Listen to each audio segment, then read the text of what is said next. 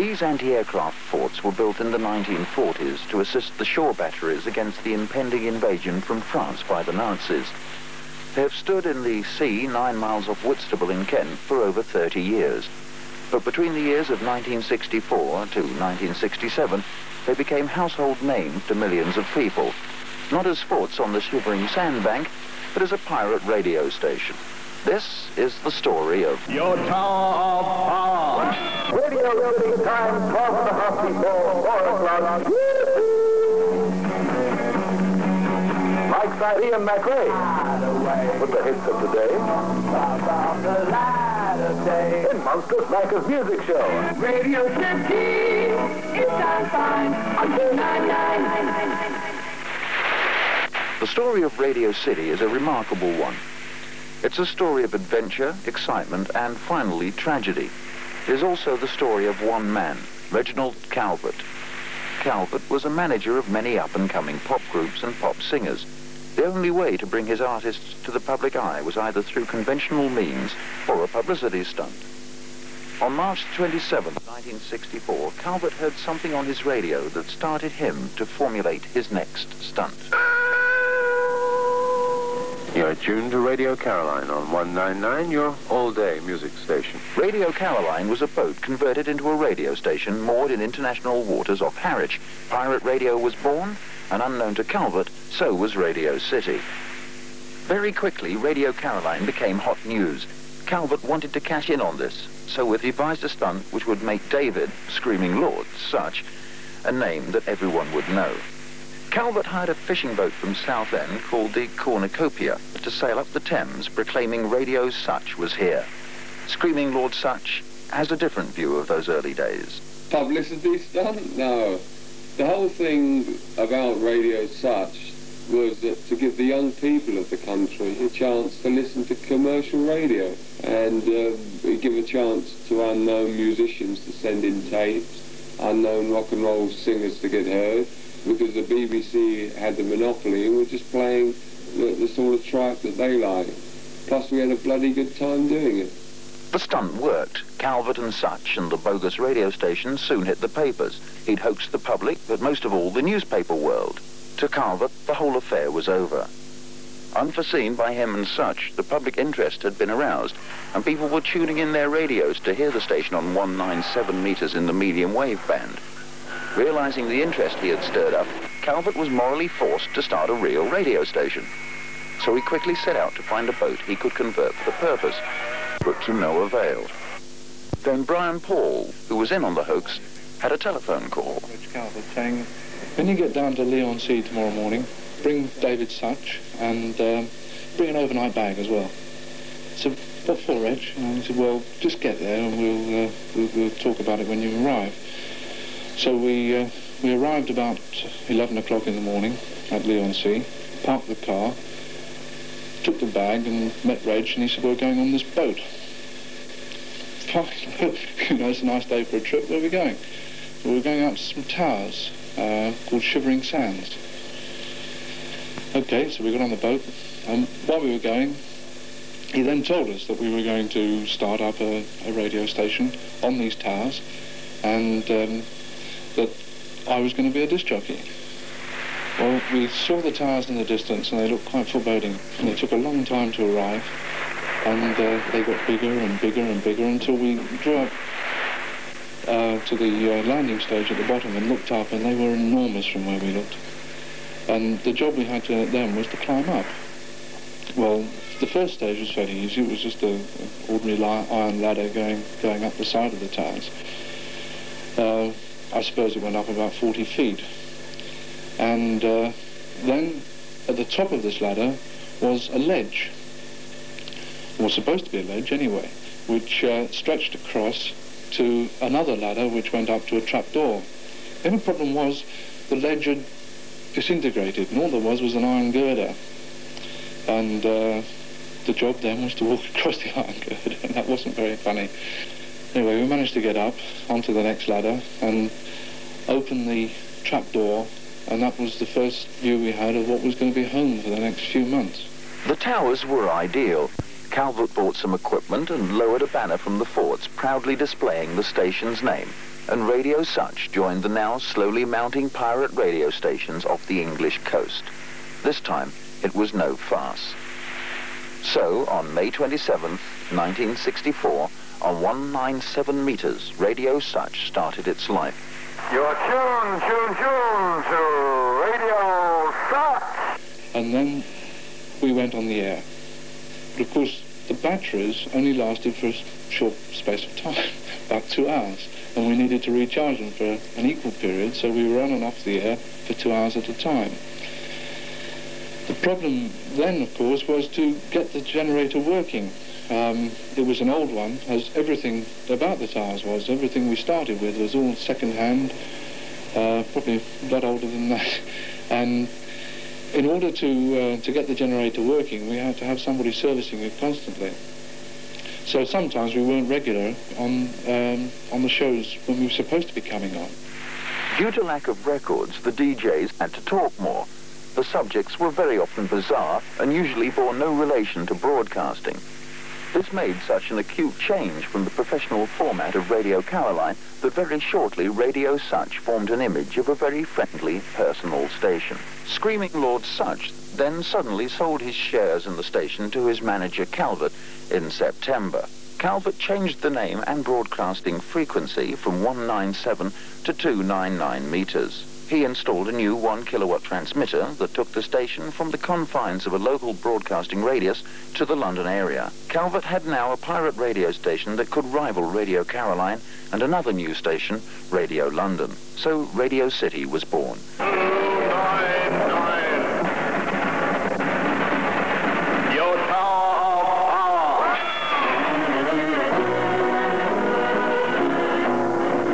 On the move and in the groove amongst us Macca's late-night music show. 1965 dawned. Calvert had by now thrown himself into his radio station. He applied his station to promote his artists and used some of them to make jingles and the station call signs. He realized what a market there was for commercial radio, and he, Calvert, was going to tap it. Calvert's niece came out onto the forts, and soon his wife, Dorothy Calvert, became interested and involved in the running of the station. Tony Pine, an engineer in the early part of City's history, tells of the beginning. It was a feat, a great feat, both on the part of the chaps taking part and the technical achievements that they, in fact, produced under terrible conditions and technically impossible conditions. The same year, offices and a fan club were opened, first in Whitstable and then in Denmark Street, known worldwide as Tin Pan Alley. Calvert now started to employ staff, but continued his idea of the unknown personality.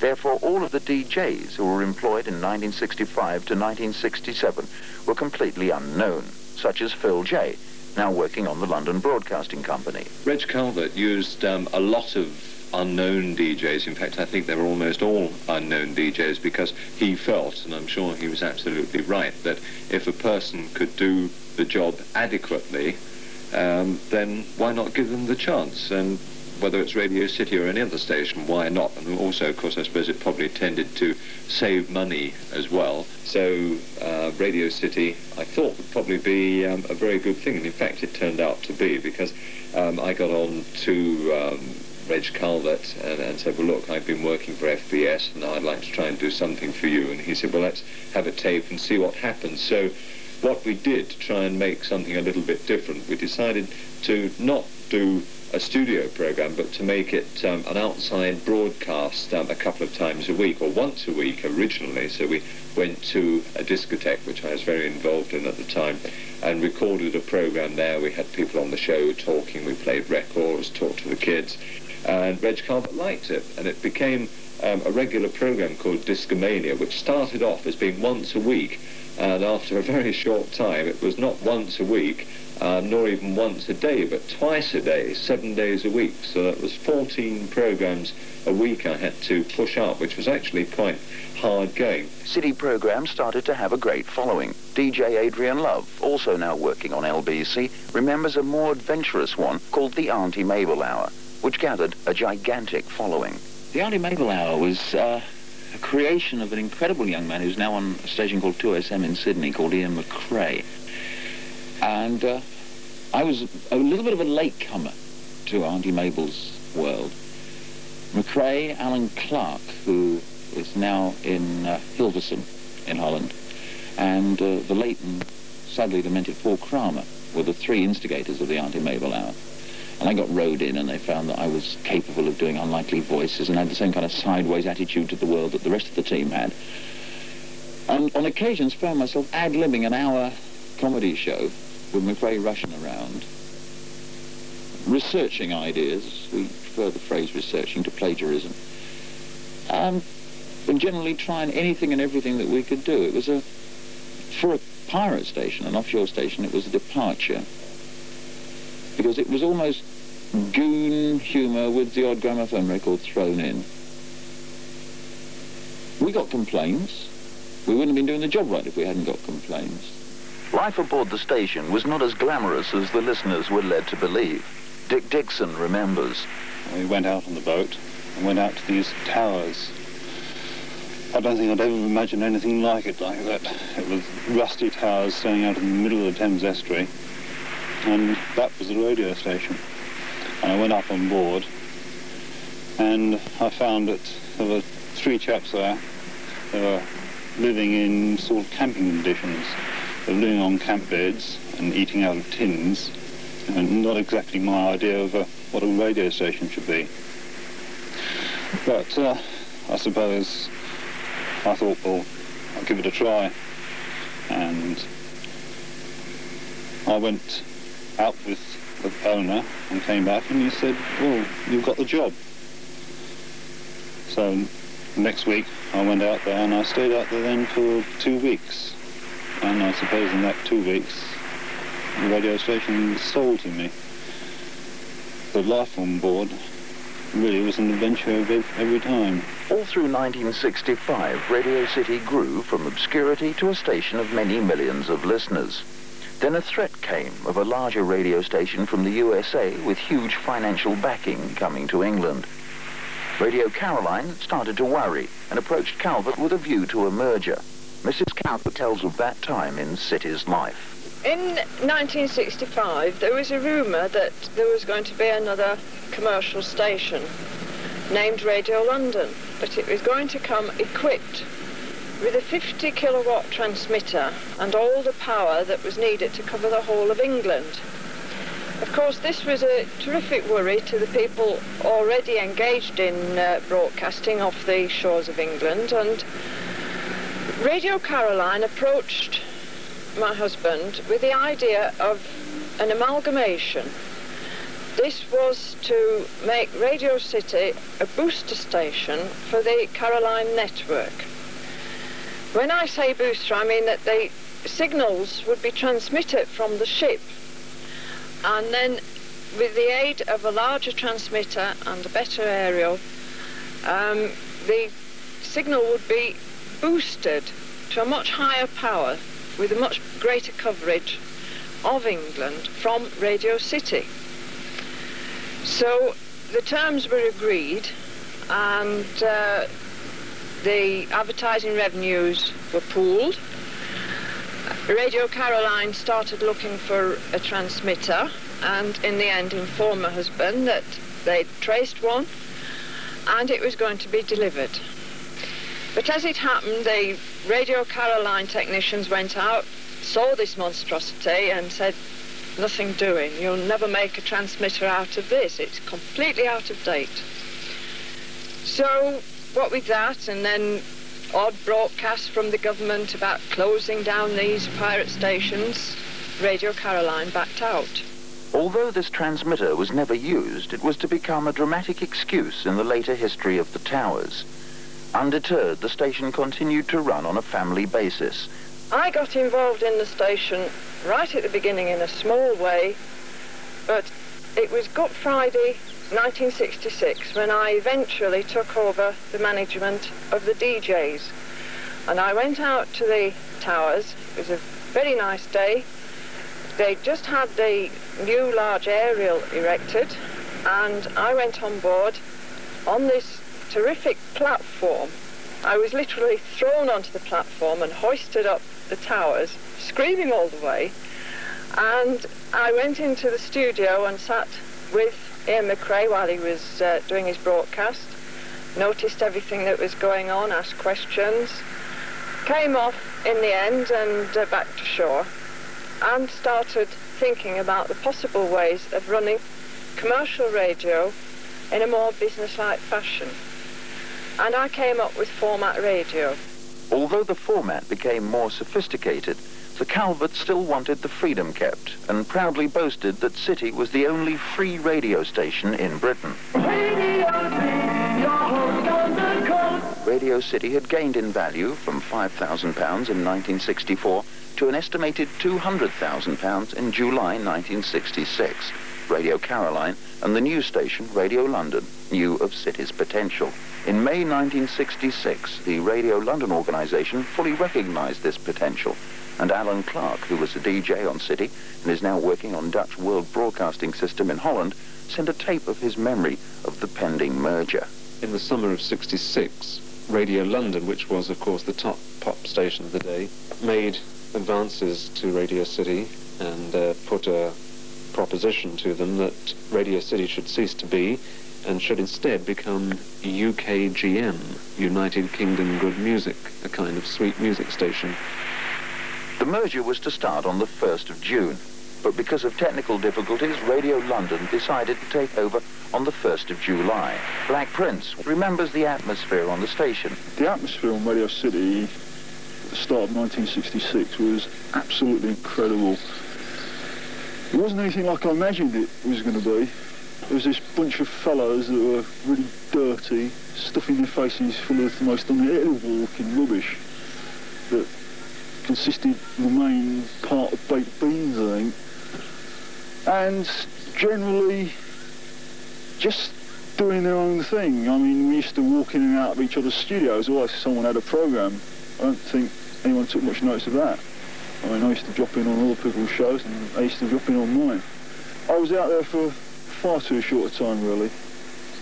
I was out there really only a matter of weeks, and when I came off, I heard that there were rumours of a takeover bid. We knew that there'd been financial difficulties, and there were stories of Radio London and Radio Caroline trying to take over the stations. The crews continued transmitting from their forts in the sea. The public were told nothing of the mergers. They had a more regular programme format and with new equipment extended their transmitting time from 6 a.m. to midnight.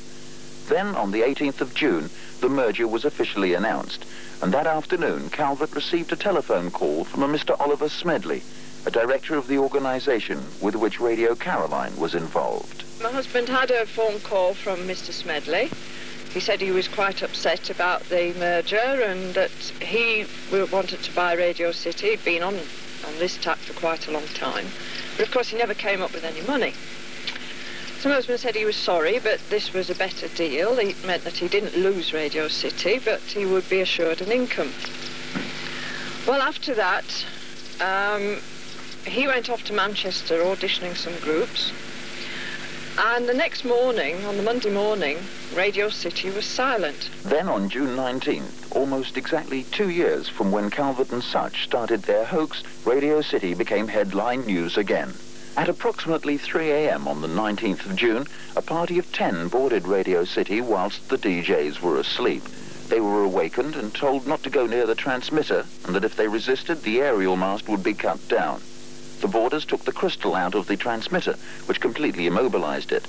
They also took the microphones and told the DJs that they'd come to stop the use of any transmitter that was partially owned by somebody else. This mystery person was, in fact, a man called Major Oliver Smedley. The transmitter in question was the one that stood idle since it had been obtained by City from Radio Caroline. Ian West, the engineer on the station at the time of the boarding, relates. Yeah, it was about 3 o'clock in the morning when they boarded. I was asleep at the time. First I knew it was a bloke with a torch saying that he'd come to protect us because he thought there was going to be a takeover, or he was told there was going to be a takeover. Now this bloke turned out to be Oliver Smedley, and it turned out that he in fact was the takeover party because he's got a load of what turned out to be something like dockers from Gravesend who'd come to take care of the towers and sort of generally look after us and make sure we didn't go on the air. The idea behind it being that was that he wanted, that Smedley wanted the towers for some purpose of his own, I think, to sell to somebody else. But this is what happened when they bought it. They wouldn't let us go anywhere if they could help it. And about the first thing I suggested was doing was making a cup of tea. And one of the boarding party said, I'll go and do that. And the tap in the kitchen contains salt water, fresh water being in carboys. So he fills the kettle with salt water. This, of course, we don't discover until we start drinking the tea, which was absolutely horrible. They sort of wandered round in twos everywhere, looking all over all of the other towers and under beds and in cupboards and whatever. Generally a little bit unsure of themselves. We had no less than 3 channels that we could have communicated with the towers on, and all were dead. It was just nothing. I just didn't believe it. So much so that I ran outside to see if the towers had actually fallen over. It was that bad. And that was the first I knew. I went back and reported Sam, and that was it. He said, well, for God's sake, get out there and find out, which we did. Rouse the boat and the skipper and what have you. And on arrival at the towers, there they were. The towers were just crowded with large men walking all over the place. This was, you know, just take you back. You didn't know what to believe. Meanwhile, Reg arrived back in London, was told that his appointment with Smedley was arranged for noon. So he went along, and there was Smedley, Kitty Black, Commander Horsley, and a Mr. Lovett. And they confronted him with the boarding party and a piece of paper which they wanted Reg to sign, signing away 50% of Radio City profits. The next day, Tuesday the 20th of June, Calvert went to the police and told them about the raid. On the evening of the 21st of June, Calvert drove out to Smedley's house in Saffron Walden and was shot dead. The reason why died with him, but Smedley was arrested and charged with his murder. Later, he was tried and found not guilty of murder. Radio Caroline, Calvert's old rival, broadcast a news flash over their station. Radio Caroline Newsbeat, fast and factual. 37-year-old Reg Calvert, manager of many pop beat groups, including The Fortunes, and owner of the offshore radio station Radio City, was shot dead in a country mansion near Saffron Walden, Essex, early this morning. A man is reported to be helping the Essex police in their inquiries into the shooting. Eventually, the police boarded the station and questioned the DJs and boarding party, although continually saying they had no authority because of the position of the forts. They took statements from all the people on the fort as mere procedure, saying they still had no power. This, however, was soon going to have a sour twist. At 9:30 p.m. on the 26th of June, the boarding party disappeared as quickly as they had come, and by 10 o'clock, Radio City was back on the air. Good evening. This is Radio City broadcasting on 299 meters in the medium wave band. And I guess you've all read in the newspapers or heard on radio or TV the events of the past week as far as the station is concerned. So there's nothing more I can say right now than on behalf of fellow DJs Tom Edwards and Alan Clark, technicians Ian West and Phil Perkins, engineers Tony Pine and Paul Elvey, it's pretty good to be back again with you on the 299. The station did not now have a figurehead. Was it going to close down? Mrs. Calvert was determined that her husband should not have died in vain, and so took over the station herself, retaining ownership and continued running the station. The boys on the station were extremely upset. I decided to carry on, and they gave me 100% backing, and we became a united, happy little family, trying to enlarge the scope of Radio City and improve things. Then 1967 came. Everybody connected with City was full of confidence until the 8th of February when it received its death blow. But the DJs knew nothing of this in the early part of the morning. Indeed, we're having lots of fun this morning. It's the 8th of February. Hard, you know. For this day, Mrs. Calvert was taken to court in Southend. And I was summoned by Scotland Yard under the Wireless Telegraphy Act. This act means that you cannot transmit or run a broadcasting station or a radio in England without a licence. Of course, we understood we were outside territorial waters and we didn't need one, which was proved on the one hand and disproved on the other. We were taken to court.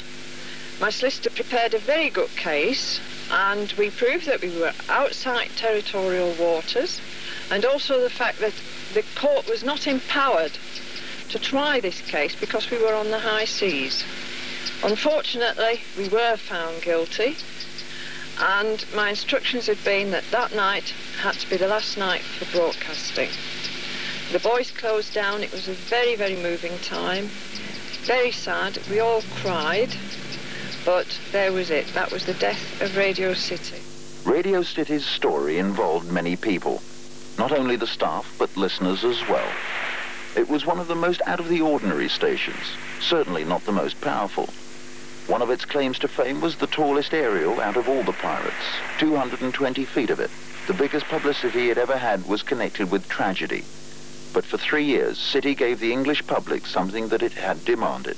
It was a story not of one station and one man, but the story of the whole rise and fall of pirate radio stations in England. Was it all worth it? I've been dreaming, too, for the last hour about one of the towers sinking. I've been swimming out there in the water for the last hour. Oh, dear. Clarky, you want to say goodbye on behalf of the 5x4, Mother, do you? Have you explained why we're saying goodbye, you know? We haven't said it yet, then. No. We haven't had it in the news service yet. No. Oh, dear, it's up to me, then, is it? Yeah, to make the big announcement. It always happens to me, doesn't it? This happened back in June and all that sort of thing, you know. Anyway, the grim news just received, apparently, is that we have been found to be illegal. This is ridiculous, of course, because, as we all know, there are about 300 stations in Europe which are on the same footing and are basically illegal, including Vatican Radio and the whole bit, you know. But to get to the point, we have to go off the air tonight for the last time at midnight, because this is the way the court has swung the decision in Southend, and therefore Radio City is kaput. No more finita. What can we say without getting into a massive sentiment and rubbish, you know, which I hate doing anyway because it's sort of very false. Of course, we are very sorry about this, but what can we do, you know? And it's the law of the land, and we'll try and abide by it. So, getting back to 5x4, Clarky's just finished his last program. He just realized this and would like to say, of course, goodbye to all the 5x4 listeners, right, Loopy Lou? It suddenly dawned on me that 7 minutes ago was my last show on Radio City because of the ruling by the court at Southend, so... As you say, what can you say? Bye-bye to 5x4, bye-bye to 5x4 listeners. Thank you for listening. We might be back on the air sometime. We don't know yet, but for the time being, it's goodbye. As you've probably heard, ladies and gentlemen, at midnight, Radio City goes off the air for the last time, and I hope that the listeners do something anyway to get us back on the air. Because tomorrow morning, when you switch on, there'll be nothing on 299.